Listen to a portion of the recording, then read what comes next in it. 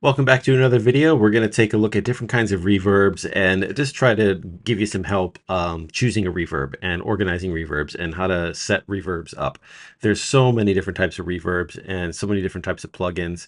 In your head, you can distill reverbs down to two different types. There's plate reverb and there's hall reverb. And the plate reverbs are going to have a more crispy, shimmery sound. The hall reverbs are going to be warmer, longer. Oftentimes they sound larger. So let me just give you an example of a plate versus a hall reverb. Here's a vocal without any reverb at all. Here it comes. With childlike wonder I've almost got none. I'm the greatest no longer, and we're getting no younger. Okay, so here it is with a plate reverb.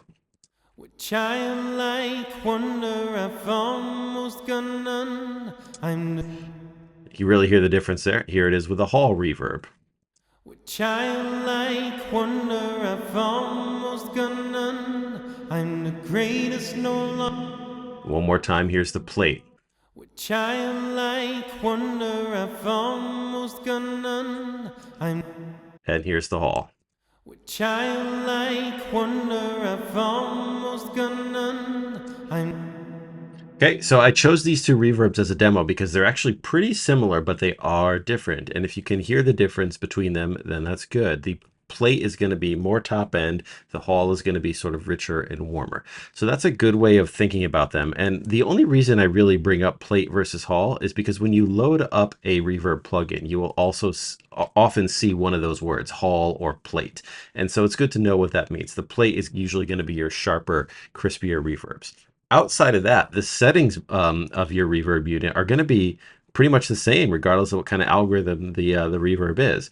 So we have attack, we have size, we have density, decay, distance, dry versus wet, things like that. So the main settings I want you to think about are going to be the attack and the size and the decay are going to be the main things.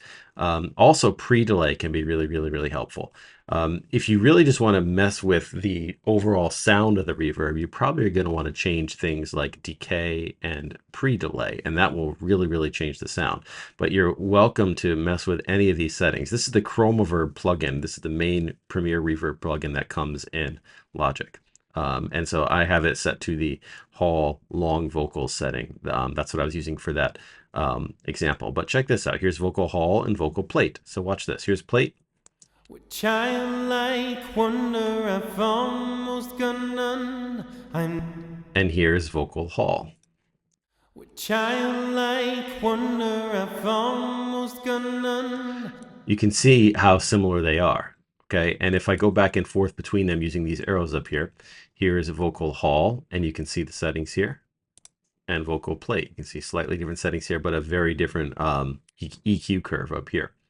So my advice for getting into reverbs and choosing a reverb is going to be really simple. Load up Chromaverb and start playing back your audio and going through the different presets until you find one that feels right.